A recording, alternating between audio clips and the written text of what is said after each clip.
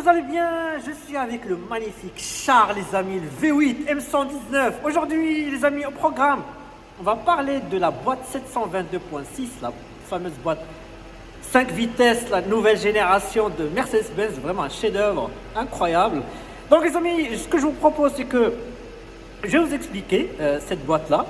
Il y a des constructeurs qui l'ont même opté comme Porsche 911. Et oui, je vais vous raconter des choses incroyables. On va faire le test.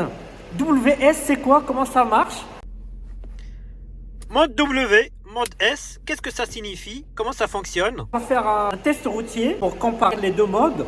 Et à la fin, je vais vous donner mon avis. Moi qui a eu que des 4 vitesses en cette génération.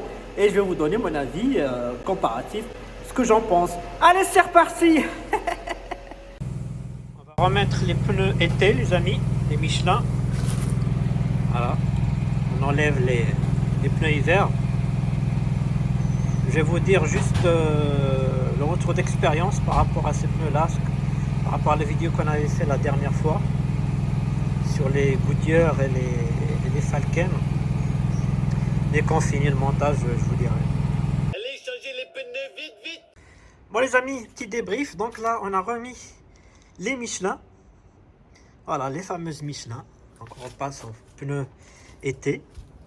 Donc à l'avant, ceux qui étaient déjà dessus, mais ils sont tout neufs en fait. Ils ont même pas 6 mois.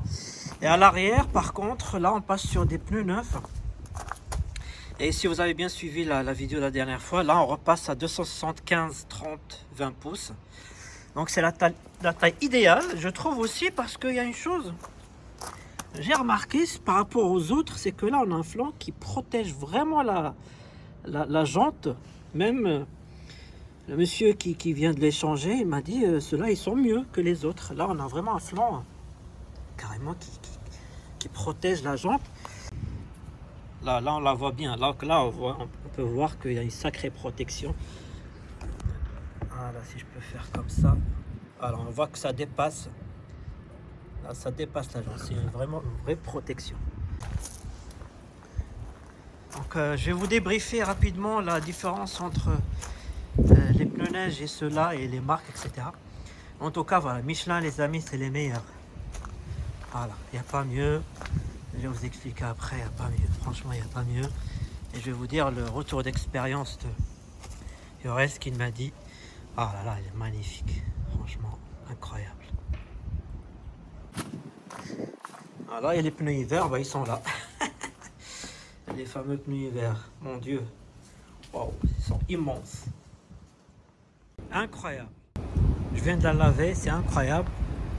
Comme ça, elle aura les pneus tout propres.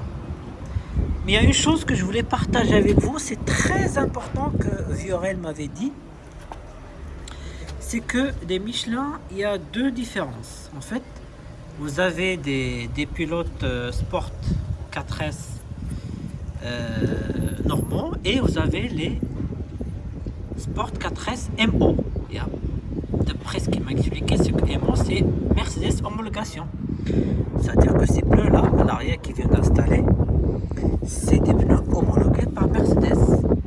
Donc MO c'est vraiment des pneus spécifiques, enfin étudiés pour Mercedes, homologués pour Mercedes. Alors que à l'avant, c'est ce qu'il m'a expliqué, que là, il n'y en a pas de MO. Il n'y a pas le MO. Et ça, c'est extraordinaire que j'ai découvert. Donc, je dis, est-ce que c'est... On peut avoir les mêmes à l'avant que l'arrière, mais avec du MO? Il m'a dit oui. Et je lui ai posé la question, pourquoi il ne les a pas achetés? Ben, il m'a dit, j'ai pas réfléchi. À l'époque, je ne savais pas. Lui aussi, il ne savait pas, mais il m'a dit, ça existe aussi, mais c'est une question de quelques euros, en fait. Et on peut avoir, pour quelques euros de plus, on peut avoir le Mercedes homologation. C'est ça qui est incroyable. Et ça, je ne savais pas, vous voyez. Ça, c'est fou. Hein. Juste pour info, hein, les Michelin à l'arrière, restez bien assis, c'est 350 € pièce. Hein. 350 € pièce, les amis. Donc, les deux à l'arrière, c'est 700 €. Voilà. Voilà. Pour avoir des bijoux comme ça, ben, c'est le prix à payer. Bon les amis, avant de faire le test, je vais faire juste un petit débrief par rapport aux pneus qu'on a changé. Par rapport au retour d'expérience, surtout pour ceux qui ont suivi la vidéo des pneumatiques, et ce sujet, ça peut les intéresser. Alors, les pneumatiques, les Goodyear à l'arrière, pneus neige, ils sont bien. Voilà, c'est ce qu'il m'a dit Jurel, parce que lui, il est passé, il est parti en montagne en vacances. Donc, au retour, il m'a dit, voilà, les pneus neige à l'arrière, Goodyear, c'est bien. Par contre, elle m'a dit, ça surconsomme de fou. Ça surconsomme de ouf. C'est ce qu'il m'a dit. Il m'a dit, j'ai pas compris pourquoi la consommation, alors qu'il y avait déjà à l'époque des pneus neige, il m'a dit, cela, waouh, ça boit, mais lui, il connaissait bien sa voiture. Les pneus, par contre, il m'a dit, les Falken, plus jamais les Falken. Plus jamais les Falken. Et voilà, il m'a dit Thaïlande, hein, c'est pas la même, voilà, c'est pas la même qualité. Il m'a dit plus jamais Falken. Il m'a dit Goodyear c'est bien, mais il m'a dit Younes une chose, je ne peux, c'est Michelin et rien que Michelin. À partir d'aujourd'hui, je ne ferai plus jamais ni de marque à l'avant, plus marque à l'arrière, différentes. Je ferai 4 Michelin été, 4 Michelin hiver. C'est tout. Par contre, là, si vous avez regardé, on a remis les 275, 30, 20. Ils sont bien. J'ai l'impression qu'ils sont mieux que les 285. Et une bonne protection de la jante à l'arrière. Par contre, ils sont vraiment à plat. J'ai trouvé que par rapport aux autres, peut-être vision d'optique. En tout cas, résumé, les Michelin, c'est les meilleurs, les amis. Arrêtez. Il n'y a pas mieux que les Michelin. Vous ne trouverez pas mieux que les Michelin. Voilà la preuve. Je voulais vous faire rapidement ce petit retour d'expérience par rapport à ces pneumatiques-là. Donc là, les pilotes, il m'a dit c'est les meilleurs. Les pilotes 4S, il m'a dit c'est les meilleurs. Tiens, la pavé, la route, c'est mieux. Une bonne tenue de route, machin. Les pneus hiver à l'arrière, c'était bien aussi. Mais il m'a dit, avant, les pneumatiques qui étaient avant ont fait défaut. Voilà un petit peu le retour d'expérience. Donc là, on repart 4 pneus été Michelin, les meilleurs. On va les tester. Donc de toute façon, moi ce que je vous propose là, c'est on va aller chez moi. Je vous ai préparé un petit speech sur la boîte 726, 722.6. Et on se retrouve juste après ce petit speech pour faire le test routier. Allez, c'est reparti. Bon les amis, on va se mettre ici assez rapidement, juste vous donner quelques informations avant qu'on fasse l'essai, hein, pour voir un peu comment ça fonctionne cette boîte WS, etc. Alors, je reviens juste l'historique. L'historique, c'est la boîte, elle s'appelle 722.6. Voilà, 722.6. Elle est arrivée au mois de mai 95. Donc, au mois de mai 95 avec le coupé. Comme vous le savez, le coupé, il a ramené deux choses. C'est l'ESP, parce que c'est le premier qui a eu vraiment cette option sur le modèle W140 C140, donc c'est le coupé. Et ils lui ont mis la boîte, inauguration de cette boîte 722.6 sur le coupé. Alors pour faire très simple, c'est quoi cette boîte? Alors vraiment, cette boîte vraiment une révolution. C'est un chef-d'œuvre de Mercedes qu'elle avait fait. C'est une boîte vraiment magnifique. Elle est à commande électronique. Voilà la différence. Sans rentrer vraiment dans les détails, ratios, etc. C'est une commande électronique très sophistiquée, dans le but d'avoir une consommation très réduite. C'est une boîte qui est carrément très légère par rapport à l'ancienne. C'est une boîte qui est compacte et surtout c'est une boîte qui a aussi réduit jusqu'à 40% des composants par rapport à l'ancienne. C'est pour vous dire à tel point cette boîte vraiment c'était un coup de génie de Mercedes, puisque elle a été vendue, mais il y a eu un partenariat où je ne sais pas, Mercedes en tout cas elle les a vendues, elle les a mis à disposition à plusieurs marques. Jeep, voilà, Jeep, le Grand Cherokee, il y a eu ça. Chrysler, tous les modèles Chrysler d'époque, à l'époque il y avait un partenariat avec Mercedes Chrysler. Jaguar, eh oui, toutes les boîtes 5 de cette génération des années 2000, c'était 722.6, moi j'ai appris ça aussi. Et Porsche, eh oui, Porsche 996, eh oui, elle a eu cette boîte-là. Mais moi je l'ai appris avec vous. Et sans parler de AMG, tous les modèles Mercedes d'époque, puisque la particularité de cette boîte, c'est qu'elle peut encaisser jusqu'à, voire même plus de 1000 Nm. C'est vraiment extraordinaire. Là, c'est vraiment une boîte qui peut vraiment encaisser un couple extraordinaire.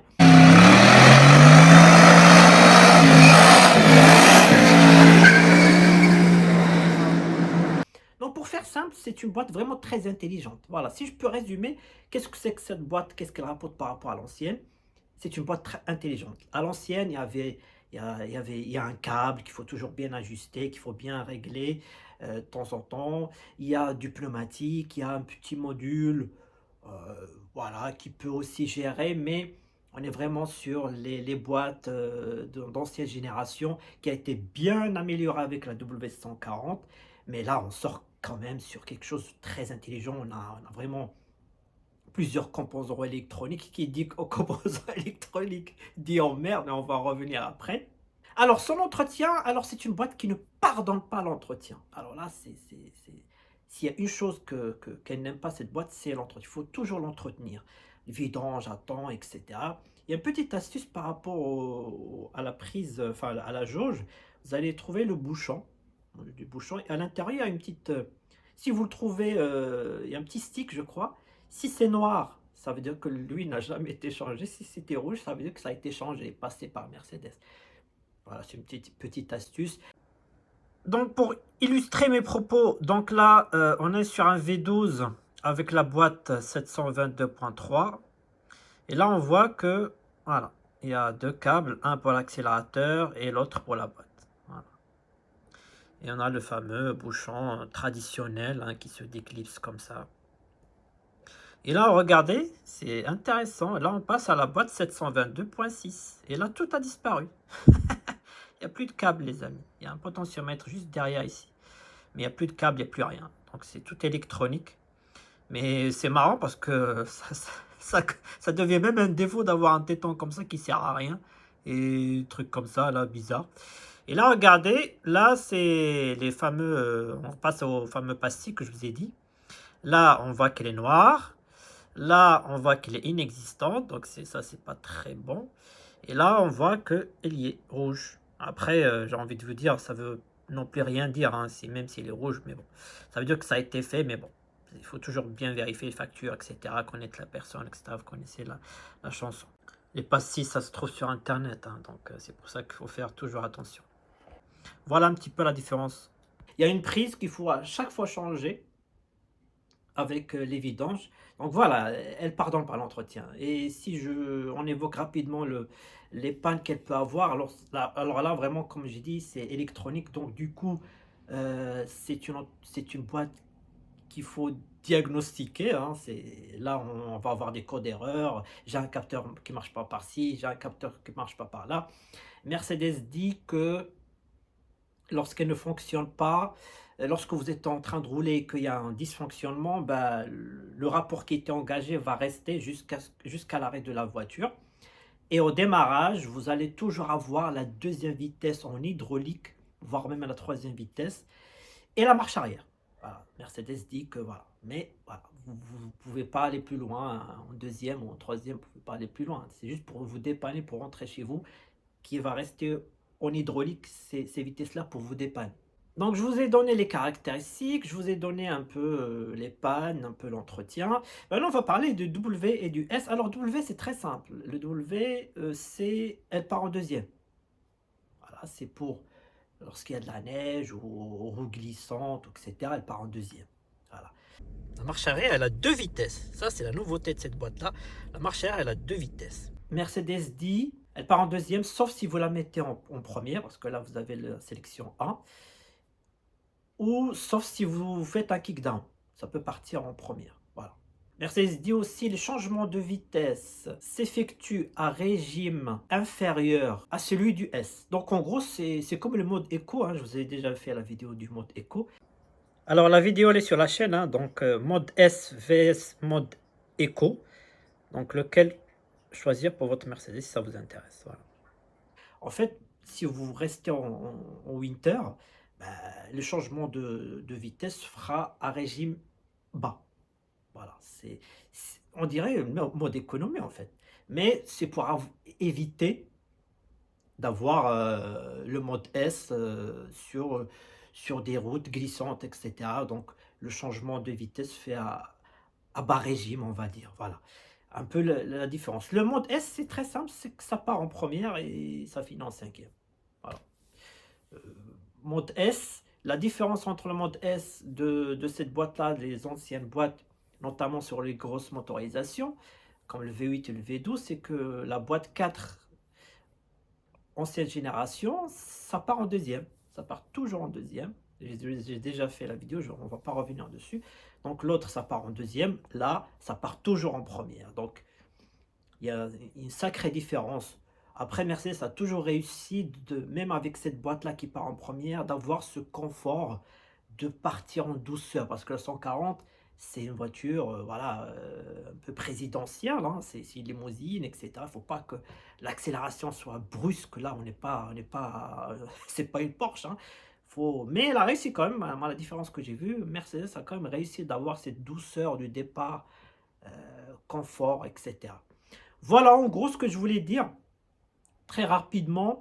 N'hésitez pas si vous avez des questions, hein, parce que moi j'ai des documents si vous intéresse, si vous voulez aller en profondeur, les schémas à l'intérieur, etc. J'ai des documents. Hein. Mais voilà, j'ai essayé vraiment de résumer tout ce que je peux, si on peut résumer, c'est une boîte intelligente.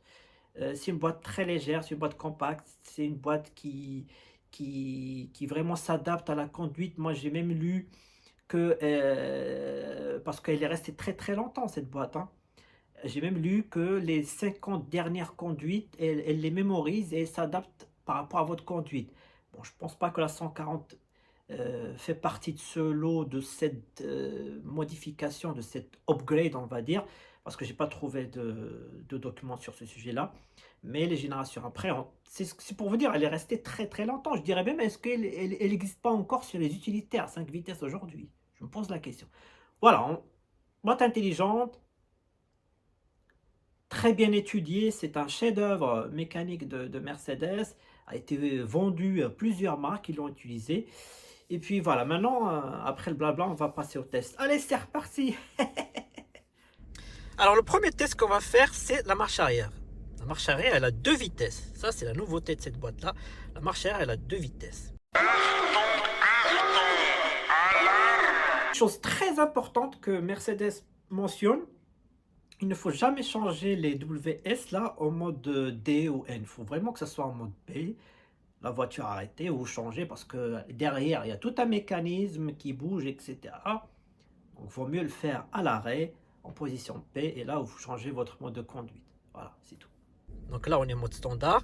Alors, ce que je vous ai dit tout à l'heure, attention, quand si vous voulez switcher, soyez toujours en P, les amis. Voilà. Donc là, on va mettre le standard, marche arrière. Voilà, je vais reculer. Donc, je vais accélérer. Bon, accélération normale, hein, voilà, c'est une accélération normale. Je sens qu'il y a une première vitesse, c'est ça qui est impressionnant. On va avancer un petit peu. Je vais mettre la marche arrière. Enfin, P, on met le Winter. Et là, c'est impressionnant. Là, à travers la vidéo, je vais vous transcrire ce que je ressens. Là, j'ai l'impression qu'elle est vraiment molle, en fait.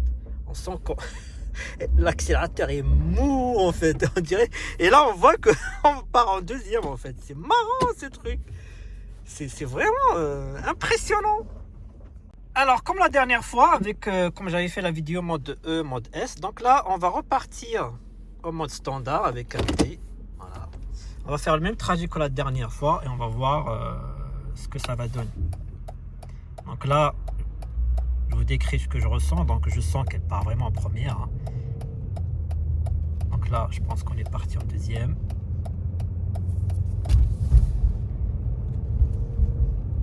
Je pense que là, on est en troisième. Là, il y a un feu rouge. Voilà, c'est une conduite standard en fait. C'est une conduite standard, mais j'ai le sentiment que par rapport à la 4 vitesses, je pense que la dernière fois, lorsqu'on a fait le même trajet, même à 40, on passe la 4e. Donc, c'est pour ça que vraiment cette boîte a été vraiment retravaillée. Ça n'a absolument rien à voir avec l'autre. Donc là, on est toujours en D. On laisse un peu avancer les gens. Je vais juste faire un test.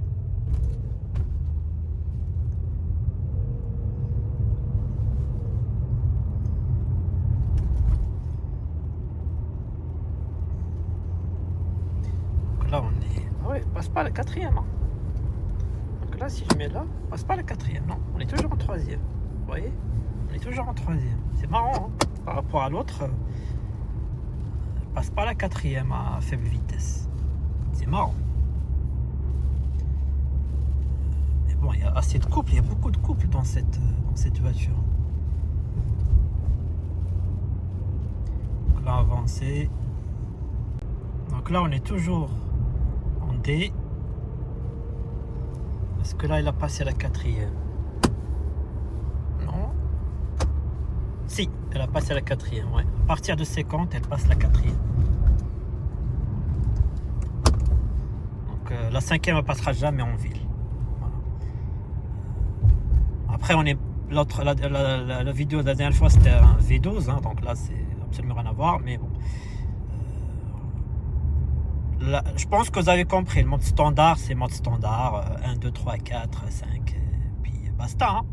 Là, par contre, ce qui nous intéresse, c'est le mode Winter. Donc là, on va passer au mode Winter. Alors, mode Winter, franchement, ça peut mettre à confusion. En fait, Winter, c'est pas Winter, en fait, c'est neige et verglas, snow and ice. Donc, c'est pour ça que ça peut mettre à confusion. Les gens disent, ouais, ça y est, c'est l'hiver, on peut mettre... mode W, non. Alors, donc là, on va repartir. Voilà, D. On va voir ce que ça va donner. Donc là, je sens vraiment que sous le pied, elle part en deuxième. Il faut vraiment que je pousse pour qu'elle passe la... Donc là, vraiment, elle est très très molle. Hein. Elle est vraiment mode winter, quoi. C'est... Feu rouge, feu vert, on part. Donc là elle part tranquille.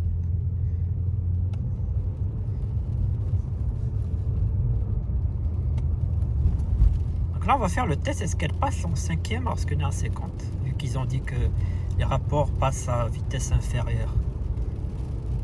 Voilà. Alors est-ce que on a la cinquième? Non. Toujours là, on est passé à 4. Ouais, on est passé à 4. Mais pas en 5. Je pense qu'elle le passera. Bon, les amis, bon, j'ai pu vous montrer un petit peu. C'est pas évident de filmer ça. Hein, c'est pas très très évident. Mais voilà, c'est pour vous dire que la boîte 5 en ville ne sert pas à grand chose. Hein, voilà, il y a trop de couples sur ces motorisations là. Sur autoroute il y a un gain, ça c'est sûr, elle va casser le régime. Moi j'aurais bien aimé avoir la boîte 5 sur le S350 qui lui n'a pas eu droit à la 5 vitesses, contrairement au 6 cylindres essence. Mais tout ce que je peux vous dire, oui, la boîte 5 on sent qu'elle est très intelligente. Le mode Winter je ne l'ai pas apprécié du tout. On a l'impression qu'elle est en mode bridé, quoi. Ah oui, je vous jure, on a l'impression qu'elle est en mode bridé. On a l'impression qu'il y a quelque chose qui l'empêche. Pourtant, elle passe juste les vitesses, elle passe les rapports à faible vitesse et elle part en deuxième en fait. Mais ça n'a rien à voir avec le départ en deuxième sur la boîte 4. Ça n'a absolument rien à voir. Là, on sent qu'il y a quelque chose qui est assez bizarre. Je ne sais pas comment expliquer, mais c'est pas le même départ en deuxième. Autre information, donc la différence entre les deux, très sincèrement, sur les grosses motorisations, la boîte 4, la boîte 5, à titre personnel, je pense que ça change pas grand chose. On a tellement de couples, oui, sur autoroute, ça peut peut-être casser le régime et peut-être consommer moins, et peut-être niveau acoustique mieux, mais j'ai pas l'impression que c'est vraiment un changement ou quelque chose qui est majeur. La boîte 4, j'ai toujours eu des boîtes 4, ça m'a... La seule chose, donc là je suis resté en mode winter, j'ai envie de l'enlever, mais je vais m'arrêter pour l'enlever parce que Ça me gâche. J'ai l'impression que c'est pas la même chose. C'est ça qui est bizarre. Alors que les boîtes 4, ça démarre en 2. C'est pas la même chose. J'ai l'impression qu'elle va. C'est bizarre en fait la sensation. Donc en fait, c'est pas comparable. Par contre, tout ce que je peux vous dire, oui, la boîte 5, on sent qu'elle est très intelligente. On sent qu'elle passe les rapports d'une façon mieux que la 4, d'une façon très intelligente. C'est une boîte intelligente. Hein. Il n'y a pas de câble, là, et tout est électronique. Moi, à titre personnel, je pense que la 5, mieux que la 4, effectivement, mais ça ne peut pas se comparer. Est-ce qu'elle est indispensable? Non. La boîte 4, moi, j'ai jamais eu de problème avec la boîte 4. Hein. J'ai jamais eu le sentiment, surtout avec les grosses motorisations, j'ai pas l'impression que ça va me changer la vie. Par contre, ça va me changer la vie sur le diesel, le S350. Ah oui, wow, si j'avais la 5e sur le S350, ça aurait été mieux. Donc je pense que les passionnés qui ont un S300 en 5 vitesses, oui, là il y a un gain extraordinaire. Sur les grosses motorisations, les gros couples, ah non. Surtout lorsqu'on roule à 130, en fait, ça change rien si tu as une 5 ou une 4 vitesses. Ça change rien en 130. Par contre, si tu roules à 200, oui, ça change. Mais qui roule à 200? À part si tu vas de temps en temps en Allemagne. Oui, ça peut changer quand tu roules à 200 et que tu as la 5e, oui, c'est mieux. Mais lorsque tu roules à 300, à 130, entre 5 et 4, ça ne change pas beaucoup. J'aurais bien aimé faire un test routier sur le Péris, mais là il pleut, il fait pas beau. Attendez, là je me profite pour enlever le mode winter là. Voilà. Et le mode winter, en fait, ce qui est marrant, c'est que là il faut vraiment accélérer tout doux, hein, parce que là part en première. Et regardez, lorsque je vais accélérer juste un petit peu, vous voyez, elle part. Le M119, il est très très nerveux, j'adore. Mais la 4 aussi. Par contre, la 4, il faut vraiment avoir une petite accélération pour chercher la première. C'est ça la différence. Là, tu as la première directe. Donc, il faut vraiment aller tout doux. Si tu veux pas brusquer monsieur le ministre. Cabane! Lève-toi le cabane là! Il dort le. Oh, putain, c'est tellement loin la version longue, j'arrive même pas à choper le Nounours cabane. Donc voilà les amis, j'espère que cette vidéo vous a plu. Hein. N'hésitez pas si vous avez des questions. J'ai essayé de mon mieux de vous faire donner un peu les informations et le comparatif des deux boîtes. C'est deux meilleures boîtes. Voilà, c'est deux technologies très différentes. Mais pour résumer, sur les grosses motorisations,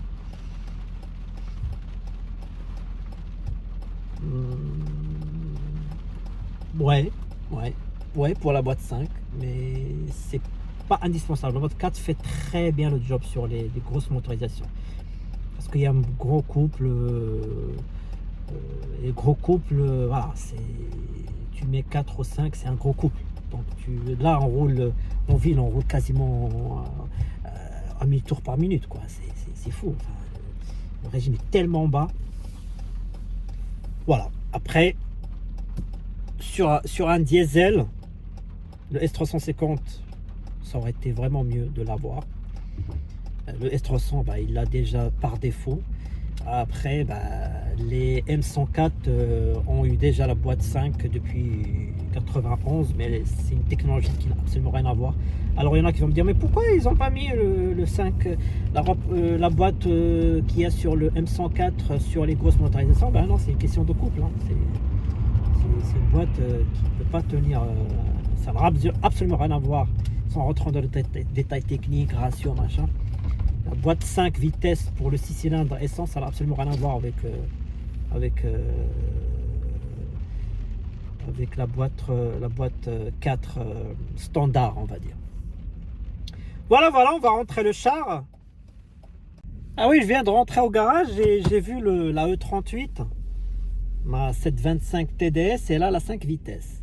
Et je peux vous dire que la boîte, celle-là, elle est très intelligente que celle de BM. BM, on a l'impression que parfois elle se cherche, elle ne sait pas où elle est. Et surtout qu'à 80, elle passe pas la. Je parle du TDS. Hein. À 80, elle passe pas la 5e. Donc vous êtes obligé d'aller jusqu'à 90 pour chercher la 5e et rouler à 80. Et ça, c'est un défaut que j'ai détesté sur le TDS, enfin sur cette boîte-là, qu'on ne peut pas passer à 5 vitesses lorsqu'on est à 80. Voilà, il faut que je longe jusqu'à 90, chercher la cinquième, et là, elle revient à 80. À 80, petite nationale comme ça. Voilà, ça c'est la différence. Regardez pourquoi j'adore la W140. Regardez comment elle est immense. Elle est quasiment au même niveau que la Xara. Et regardez. La Xara, elle arrive là. Et là, il reste tout ça. Ah là. On dit, elle est mis. Waouh, c'est incroyable. Regardez ce qu'il me reste. Oh, la 140, elle est énorme. Énorme, tout ça. La Xara, elle est miniature. Oh, c'est pour ça que j'adore la W140. Waouh, la W140, elle est énorme. Énorme, la W140. J'adore. Bon, ben, les amis, le char est rentré. Bon, il a pris la flotte, donc je ne vais pas le bâcher. Je vais attendre demain qu'il sèche bien. Donc, j'espère que cette vidéo vous a plu. Hein, des explications sur cette fameuse boîte. Et comme encore une fois, n'hésitez pas si vous avez des questions. Et je vous dis comme à chaque fois, à très bientôt pour de nouvelles vidéos, de nouvelles aventures. Allez, salut.